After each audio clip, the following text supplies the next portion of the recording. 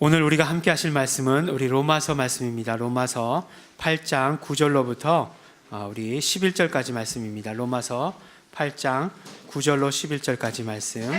우리 한 절씩 교독하도록 하겠습니다. 제가 먼저 9절 말씀 읽도록 하겠습니다. 만일 너희 속에 하나님의 영이 거하시면 너희가 육신에 있지 아니하고 영에 있나니 누구든지 그리스도의 영이 없으면 그리스도의 사람이 아니라. 또 그리스도께서 너희 안에 계시면 몸은 죄로 인하여 죽은 것이나 영은 의를 인하여 산 것이니라. 함께 봉독하시겠습니다. 예수를 죽은 자 가운데서 살리신 이의 영이 너희 안에 거하시면 그리스도 예수를 죽은 자 가운데서 살리신 이가 너희 안에 거하시는 그의 영으로 말미암아 너희 죽을 몸도 살리시리라. 아멘. 네, 우리는 계속해서 성령님은 누구이신가에 대해서 말씀을 함께 듣고 있습니다. 아마 우리 성령님은 누구이신가에 대한 말씀을 1월 달서부터 이렇게 계속해서 우리 전했던 것으로 기억이 납니다. 복음서에 나오는 성령님에 대한 기록, 또 서신서에 나오는 기록, 또 사도행전에 나오는, 사도행전은 많은 사람들이 성령행전이라고 이야기하니까 성령님에 대한 기록이 참 많이 나오겠죠. 그것을 통해서 성령님은 누구이신가에 대해서 이렇게 하나씩 살펴보고 있습니다. 사실 성령님은 누구이신가에 대한 이 시리즈 설교를 지난주에 마치려고 마음을 먹었습니다. 왜냐하면 오늘은 부활절이니까. 네, 부활절에는 또 부활절에 맞는 그런 말씀들이 너무나 많이 있지 않습니까? 예수님께서 복음서를 보면은 예수님께서 십자가에 달리시고 부활하신 내용이 또 나와 있기도 하고, 또 마리아와 마르다, 또 나사로의 집에 갔을 때에 그 부활 믿음을 주시기 위해서 대화하셨던 그런 내용들, 나는 부활이요 생명이니 이렇게 말씀하셨던 것들, 또 아니면 또 사도 바울이 이야기할 때 서신서 가운데서 정말 예수 그리스도의 부활이 없으면 내가 가장 불쌍한 자다 말씀하셨던 그런 구절들을 떠올리면서 부활절에 대한 말씀을 전해야 되겠다라고 이렇게 생각을 했습니다. 그래서 이렇게 성경을 이렇게 계속해서 찾고 있었는데, 성경을 찾다 보니까 그런 말씀들이 떠오르는 게 아니고 오히려 성령님에 대한 말씀이 더 이렇게 많이 이렇게 떠오르는 것을 보게 되었습니다. 제가 생각했던 것보다, 목사인데 제가 생각했던 것보다 훨씬 더 많이 성령님에 대해서 기록되어 있다라는 것을 발견하게 되었습니다. 근데 성경을 보다가 성령님을 더 알아야 되겠다, 오늘 부활절 말씀 가운데서도 성령님은 누구이신가에 대해서 말씀을 나누게 되겠다라고 이렇게 전하게 된 그런 특별한 이유가 있었습니다. 우리가 처음에 우리가 성령님에 대한 말씀을 들으면서 성령님이 아니고서는 우리가 예수님을 믿을 수 없다라고 하는 말씀을 우리가 들어서 잘 알고 있습니다. 우리도 고린도전서 12장 3절에 보면 우리 성령님이 아니면 예수를 주로 고백할 수 없다라고까지 말씀하신 그런 구절이 있습니다. 그런데 오늘 말씀을 보니까 뭐라고 말씀하고 있냐면, 누구든지 그리스도의 영이 없으면 그리스도의 사람이 아니라 라고 이렇게 말씀하고 계십니다.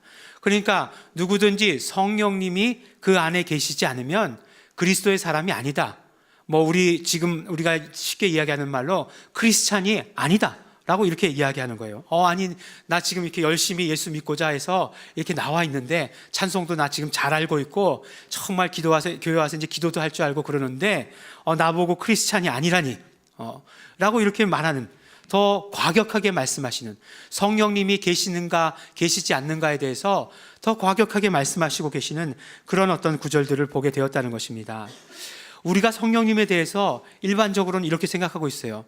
그러니까 성령님에 대해서 말씀을 들을 때 성령님 그러면 은사나 아니면은 성령님의 열매 이런 것들을 생각하기 때문에 신앙생활하는 데 있어서 성령님이 누구이신지 알면 많은 유익이 될 것이다 라고 생각한다는 거예요. 그러니까 성령님이 누구이신지 알면 굉장히 유익한 분이시다, 또 그렇기 때문에, 유익하기 때문에 성령님을 내 안에 모셔드리는 데 있어서 모두 다 동의한다, 이렇게 생각한다는 것입니다. 그 정도였는데, 그런데 뭐라고 말씀하냐면, 성령님에 대한 성경의 기록들을 읽으면 읽을수록 뭐라고 말씀하시는 거냐면, 성령님을 우리가 영접하는 것이 우리에게 있어서 어떤 옵션이나 우리의 신앙생활을 풍성하게 하기 위한 것이 아니라 반드시 해야 하는 것, 반드시 영접해야 하는 것임을 우리에게 말씀해 주고 계시다고 하는 것입니다. 성경을 보면은 예수님께서 이 땅 가운데 오셔서 사역하셨을 때 정말 성령님과 하나 되어서 사역하신 그런 모든 것들을 우리가 볼 수 있다는 것입니다. 정말 예수님께서 이 땅 가운데서 오셔서 하신 일이 성령님이 아니고는 아무것도 안 하셨다, 이렇게까지 이야기해도 과언이 아닐 정도로 그렇게 성령님과 함께 하신 것을 볼 수 있습니다. 예수님께서 이 땅에 오신 것도 보면 성령님으로 오셨다라고 말씀하고 계세요. 우리 마태복음 1장 18절에 보면 예수 그리스도의 나심은 이러하니라 라고 말씀하시고, 그 모친 마리아가 요셉과 정혼하고 동거하기 전에 성령으로 잉태된 것이 나타났더니 라고 말씀하고 계세요. 그리고 그 아래 절에 보면 요셉아 내 아내 마리아 데려오기를 두려워하지 말아라, 저에게 잉태된 자는 성령으로 된 것이니라 라고 이렇게 말씀하고 계세요. 예수님께서 육신의 몸을 입고 이 땅 가운데 오실 때에도 성령님께서 함께 하심으로 오셨다라고 이렇게 말씀하십니다. 예수님께서 공생애를 시작하셨을 때에도 마찬가지예요. 우리 잘 알고 있죠, 그 장면이요. 그러니까 공생애를 시작하신 것은 메시아로서의 그런 어떤 공적 신분을 가지고 예수님께서 일하기 시작한 그때를 말하는 것입니다. 그때에도 성령님께서 함께 하셨어요. 마태복음 3장 16절에 보면 예수께서 세례를 받으시고 곧 물에서 올라오실새 하늘이 열리고 하나님의 성령이 비둘기같이 내려 자기 위에 임하심을 보더니 라고 이렇게 말씀하셨습니다. 예수님께서 이 땅에 오셔서 30년간 몫으로 사셨습니다. 그렇지만 그 누구도 예수님을 하나님의 아들이라고 한 적이 없습니다. 침례를 주었던, 이 순간 침례를 주고 있던 요한마저도 심지어 예수님과 친척이었어요. 예수님과 친척이었음에도 불구하고 예수님이 누구신지 몰랐습니다. 그러나 성령님께서 임하시자 바로 예수님께서 메시아이심을 알았던 것이고, 침례가 행해질 때 성령님께서 충만히 임하시는 그런 모습을 보았던 것이고, 그것은 바로 예수님의 사역의 시작을 알리는 그런 것이었습니다. 정말 예수님께서 이 땅 가운데 오셔서, 예수님도 하나님이시니까 예수님 마음대로 하셔도 되는데, 성경은 꼭 예수님께서 이 땅 가운데 오셔서 사역하실 때 성령님의 인도하심을 받았다, 성령님의 이끌리심을 받았다라는 표현을 하고 있습니다. 그러니까 성령님께서 단순히 공생애의 시작만 알려주신 것이 아니라 예수님의 생애 동안, 예수님의 공생애 가운데 늘 함께 계셨다라고 이렇게 말씀을 하고 계세요. 예수님께서 침례를 받으시고 나셔서 제일 먼저 하신 것이 무엇입니까? 바로 광야로 가셔서 마귀에게 시험을 받으신 것을 제일 먼저 하셨어요. 그런데 그것을 마귀에게 이끌려 혹은 예수님께서 직접 걸어가셔서 라고 표현하지 않으시고, 마태복음 4장 1절에 보면 뭐라고 말씀하시냐면 그때에 예수께서 성령에게 이끌려 라고 성경에서 말씀하고 계시는 것을 볼 수 있습니다. 그러니까 예수님께서 정말 그 모든 예수님의 공생애 가운데 하신 모든 일들이 성령님의 인도하심을 받아서 이루어졌다라고 말씀하시는 것이에요. 정말 예수님께서 공생애 동안 많은 능력을 행하셨습니다. 많은 이적을 행하셨습니다. 그런데 그 많은 능력과 많은 이적을 행하실 때 예수님의 능력으로라고 이렇게 되어 있는 것이 아니고, 또 거기에 뭐라고 되어 있냐면 성령의 권능으로라고 이렇게 성경에 기록된 것을 볼 수 있습니다. 누가복음 4장 14절에 보면 예수께서 성령의 권능으로 갈릴리에 돌아가시니 그 소문이 사방에 퍼졌다라고 말씀하고 계십니다. 마태복음 12장 28절에 보면 바알세불을 힘입어 귀신을 쫓아낸 것이 아니라 하나님의 성령을 힘입어 귀신을 쫓아낸 것이다 라고 이렇게 말씀하고 계시는 것을 볼 수 있다는 것입니다. 그뿐만 아니에요. 예수님께서 성경에 보면 기뻐하시는 그런 모습이 나옵니다. 예수님이 기뻐하실 때에도 예수님께서는 성령으로 기뻐하셨다라고 말씀을 하십니다. 언제 예수님께서 기뻐하셨냐 하면 바로 예수님께서 이렇게 제자들을 전도하러 둘씩 짝지어서 내보내셨습니다. 근데 제자들이 이제 기쁨의 소식을 가지고 돌아오는 거예요. 정말 예수님께서 우리에게 주신 대로 내가 예수 이름으로 명하였더니 귀신도 다 물러가고 다 그 사람들이 예수님을 믿고 영접했습니다 라고 이렇게 와서 보고를 했어요. 그랬더니 예수님께서 어떤 반응을 보이시느냐? 바로 성령으로 기뻐하셨다. 누가복음 10장 24절에 예수께서 성령으로 기뻐하사 라고 말씀하시는 것을 우리가 볼 수 있다는 것입니다. 예수님께서는 직접 가르치시고 직접 명령하셔도 되는데 그것을 어떻게 표현하고 있느냐면 성령으로 명하시고 성령으로 가르치셨다라고 말씀하십니다. 사도행전 1장 2절에 그의 택하신 사도들에게 성령으로 명하시고 라고 이렇게 말씀하심으로 말미암아 가르치시고 명령하신 그것도 다 성령님으로 하셨다라고 이렇게 말씀하고 있습니다. 그러면 예수님께서 오셔서 스스로 하신 것은 뭔가 하나 있어야 되지 않겠습니까? 그러니까 제일 우리 예수님 오셔서 하이라이트는 뭐예요? 십자가 사건 아니겠어요? 십자가 사건. 십자가 사건이 하이라이트니까 우리가 보기에도 십자가는 혼자 짊어지고 가신 것 같아요. 예? 혼자 고난 채찍 맞으시고 혼자 고난 받으셨으니까 십자가도 혼자 지신 것 같은데, 그런데 예수 그리스도의 피 흘리심도 성령으로 말미암았다고 성경은 우리에게 말씀합니다. 히브리서 9장 14절에 하물며 영원하신 성령으로 말미암아 흠없는 자기를 하나님께 드린 그리스도의 피가 어찌 너희 양심으로 죽은 행실에서 깨끗하게 하고 살아계신 하나님을 섬기게 못하겠느냐 라고 이렇게 말씀하신 것입니다. 예수님의 십자가도 성령님으로 말미암아 성령님께서 함께 하셨다라고 이렇게 말씀하시는 것이에요. 그러면 이제 남은 것 하나 뭡니까? 부활 남지 않았어요. 부활. 예수님의 부활만은 예수님께서 혼자서 하셨겠지 라고 생각하고 있는데, 오늘 우리에게 주시는 말씀이 무엇입니까? 로마서 8장 11절 말씀, 예수를 죽은 자 가운데서 살리신 이의 영이 라고 이렇게 말씀하고 계시는 것이에요.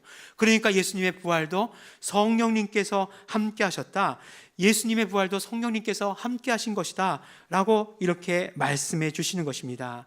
물론 그렇습니다. 물론 당연히 그래요. 예수님께서 이 땅 가운데 오셨을 때 예수님께서 혼자서 일하신 것이 아니에요. 그것은 아버지 하나님, 성부 하나님의 뜻을 가지고 오신 것이고, 성자 예수님께서는 그것을 그대로 실행에 옮기신 것이고, 성령 하나님께서는 정말 성자 예수님과 함께 역사하셨던 것입니다. 언제나 삼위일체 하나님께서 함께 역사하셨던 것을 우리는 눈에 볼 수 있는 것이에요.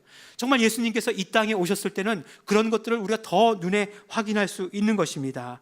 정말 육신의 몸을 입고 이 땅 가운데 오셨을 때는 성령님의 일과 예수님의 일을 정말 분리할 수 없을 정도로 함께 하셨던 것을 볼 수가 있게 되는 것입니다. 여러 번 말씀드리지만 사도 요한은 예수님을 말씀할 때도 보혜사라고 표현했고, 성령님을 이야기할 때도 보혜사라고 표현했습니다. 요한일서에 보면, 요한일서 2장 1절에 보면 우리에게 대언자가 있으니 라고 말씀하실 때 그 대언자가 헬라어로 보면 바로 파라클레토스예요. 파라클레토스라고 하는 것은 보혜사라는 말입니다. 그리고 또한 요한복음 14장에 보면 우리에게 또 다른 보혜사가 있으니 라고 말씀하실 때 그 보혜사는, 그 또 다른 보혜사는 성령님을 말씀하신 것이에요. 그러면 사도 요한이 예수님도 보혜사라고 얘기하고 성령님도 보혜사라고 얘기했을 때 어떤 그 마음 가운데 의도가 있었을까요?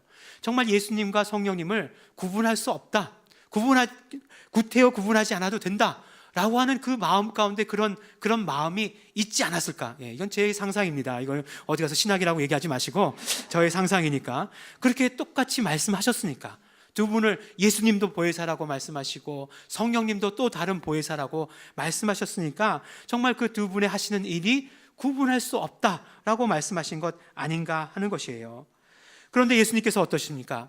예수님께서는 부활하시고 하나님 우편으로 가셨어요. 그리고서 뭐라고 말씀하시냐면 이제 우리에게 성령님을 영접하라고 말씀하십니다.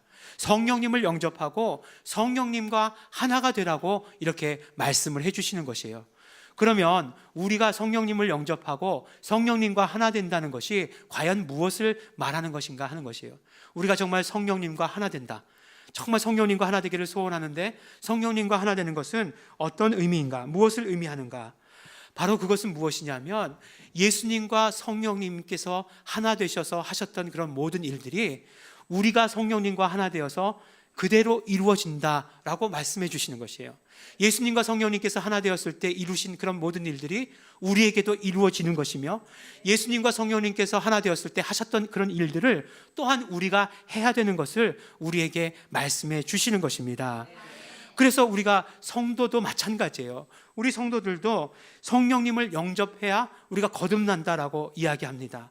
마치 예수님께서 성령으로 말미암아 잉태되어서 이 땅에 오셨던 것처럼 우리도 성령님으로 영접해야 그 다음에 거듭난다라고 요한복음에 말씀하고 계세요. 요한복음 3장 5절에 보면 사람이 물과 성령으로 거듭나지 아니하면 하나님 나라에 들어갈 수 없느니라 라고 말씀하시므로 우리도 성령으로 거듭나야 된다라고 말씀해 주시는 것이에요. 또한 예수님께서 성령이 임하시자 공생애를 시작하셨던 것처럼 우리도 성령이 임하실 때만이 그때에 정말 하나님의 일을, 예수님의 이 복음의 일들을 할 수 있다라고 말씀하시는 것입니다. 예수님께서는 부활하시고 승천하시기 전에, 아직 성령님께서 오시기 전에 뭐라고 말씀하시냐면 너희들 경거망동하지 말고 성령님을 기다려라, 이렇게 이야기했습니다. 그러자 어떻게 됐습니까? 바로 제자들이 다락방에 가가지고 저 성령님을 기다리지 않았습니까? 근데 성령님을 영접하자마자 그들이 어떻게 되었어요? 정말 담대하게 예수가 그리스도이심을 선포하기 시작하지 않았습니까? 바로 그렇습니다. 성령이 임하시면 너희가 권능을 받고 땅끝까지 이르러서 내 증인이 되리라. 우리가 정말 예수님의 증인이 되는 것도 성령님을 영접해야만 예수님의 증인이 될 수 있다라고 이렇게 말씀해 주시는 것이에요. 성령님께서 예수님의 공생애를 인도하셨듯이 성령님께서 우리의 생애도 인도하십니다. 갈라디아서 5장 18절에, 또한 요한복음 16장 13절에 뭐라고 말씀하시냐면 진리의 성령이 오시면 그가 너희를 모든 진리 가운데로 인도하시리니 라고 이렇게 말씀하심으로 말미암아 우리의 삶도 성령님께서 인도해 주시는 것이다 라고 말씀해 주시는 것이에요. 예수님께서 성령의 권능을 받으셨듯이 우리도 성령의 권능을 받는 것입니다. 오직 성령이 너희에게 임하시면 너희가 권능을 받고 라고 말씀하셨으니까 우리가 권능을 받는 것도 우리의 어떤 염력이나 우리가 가지고 있었던 그런 힘이 아니라 성령의 권능을 받는 것임을 우리는 반드시 기억해야 하는 것입니다. 또한 우리의 기쁨도 성령 안에서 있는 것입니다. 로마서 14장 17절에 보면 하나님의 나라는 먹는 것과 마시는 것이 아니요 오직 성령 안에서의 의와 평강과 희락이라. 어렵게 한문으로 희락이라고 써놨지만 무엇입니까? 기쁨이다 라고 말씀해 주시는 것입니다. 우리의 기쁨도 성령 안에 있다라고 말씀해 주시는 것이에요. 참 이게 애매하죠. 성령 안에서의 기쁨이라는 게 어떤 걸까? 구체적으로 우리가 그렇게 사람들이 그렇게 얘기를 하더라고요. 핸드폰을 바꾸면 하루가 기쁘다고 그랬나? 일주일이 기쁘다고 그랬나? 차를 사면 한 달이 기쁘대요. 집을 사면 1년이 기쁘다라고 이렇게 이야기를 하더라고요. 더 적을지도 모르죠, 어떤 분들은. 그런데 우리가 정말 성령으로 기뻐하는 게 뭘까? 성령으로 기뻐하는 것. 정말 성령으로 기뻐하는 것은 예수님께서 기뻐하셨던 것과 마찬가지일 거예요. 그렇죠? 복음이 전해지고 또 정말 우리의 무너졌던 삶들이 예수님으로 말미암아, 성령님으로 말미암아 회복되어지고 그것을 바라게 보게 되고, 정말 믿음이 연약하던 사람들이 정말 믿음이 잘하는 그런 모습을 보면서 그것을 함께 보는 것들, 더러운 것들, 우리 삶 가운데서 더러운 것들이 있었는데 그것들을 몰아내고 깨끗해졌을 때의 그런 어떤 모습들, 그런 것들을 바라봤을 때의 그런 어떤 기쁨이 바로 성령님으로 기뻐하는 것이 아닐까라는 그런 생각을 해봅니다. 우리 삶 가운데서 성령으로 기뻐하는 것이 가득 차면 찰수록 성령님께서 우리와 함께 하시다는 그런 증거이니 이것이 얼마나 좋은 일이겠습니까? 정말 기쁨도 성령님으로, 우리의 어떤 기쁨도 마찬가지로 성령님으로 이루어지는 것입니다. 그런데 우리 삶 가운데 있어서 가장 중요한 것이 무엇입니까? 우리 삶 가운데 있어서 가장 중요한 것은 부활이에요. 부활 생명을 얻는 것입니다. 우리가 부활 생명을 얻어서 영생하는 것이 우리의 삶 가운데서 가장 중요한 것이다 라고 이렇게 이야기할 수 있을 것입니다. 그런데 오늘 말씀 가운데 뭐라고 말씀하십니까? 그 부활도 정말 성령님과 하나 되었을 때 우리는 경험하는 것이다 라고 이렇게 말씀하시는 것입니다. 오늘 세 번째 읽지만 다시 한번 읽으면 예수를 죽은 자 가운데서 살리신 이의 영이 너희 안에 거하시면 그리스도 예수를 죽은 자 가운데서 살리신 이가 너희 안에 거하시는 그의 영으로 말미암아 너희 죽을 몸도 살리시리라 라고 이렇게 말씀하고 계세요. 우리가 영생하는 것, 우리가 부활 생명 얻는 것, 우리가 진짜 생명을 누리는 것도 언제 우리가 그것을 경험할 수 있느냐? 바로 성령님께서 우리 안에 거하실 때, 그리고 충만히 거하실 때, 그때에 우리는 바로 그 생명을 누리게 된다라고 우리에게 말씀해 주시고 계시는 것입니다. 성령님께서 우리와 함께 하심으로 말미암아 우리도 예수님과 함께 부활하는 것이고 영원한 생명을 누린다라고 우리에게 말씀해 주십니다. 이것이 얼마나 우리에게 감사한 일이고 이것이 얼마나 큰 축복입니까? 어떤 면으로 보면 삼위일체 하나님께서, 삼위일체 되신 하나님께서 예수님께서 성령님과 하나 되어서 일하셨다라고 하는 건 너무나 당연한 일인 것 같아요. 왜냐하면 삼위일체 되신 하나님이시니까. 두 분이 하나가 되어서 일하셨다라고 하는 것은 너무나 당연한 일인 것 같습니다. 그런데 예수님께서 뭐라고 말씀하시냐면, 예수님께서 하늘에 가시고 나서 우리가 성령님과 하나가 되라라고 이렇게 말씀을 하시는 것이에요. 부활하시면서 우리가 성령님을 영접한 것뿐만 아니라 성령님과 하나 되어야 된다라고 말씀하시는 것입니다. 그러면 예수님께서 하셨던 그런 모든 일들이 그대로 우리에게 이루어진다라고 하는 그 약속을 우리에게 주시는 것 아니겠습니까? 예수님께서 부활하셨기 때문에 우리도 부활한다는 그런 약속을 주시는 것이고, 예수님께서 공생애 동안 하셨던 그런 모든 일들이 우리에게 이루어진다라고 말씀해 주시는 것이에요. 그런데 또 한 가지 우리가 너무나 감사해야 되는 것은 예수님께서 우리의 모든 병과 우리의 모든 고통과 우리의 모든 질병들 다 짊어지셨다는 것이에요. 사망 권세까지 다 짊어지셨다라고 한다는 것입니다. 우리가 정말 성령님을 영접해서 예수님이 하신 일들과 똑같은 일들을 하지만 그러나 십자가를 지는 일은 하지 않는다는 것입니다. 우리에게 십자가에 지는 그런 모든 것은 예수님의 공로로 이미 이루어 놓았다라고 말씀하시는 것이에요. 그러시면서 오직 성령님과 연합해서 예수 그리스도의 모든 일들이 우리에게 이루어질 것이다 라고 말씀해 주시는 것입니다.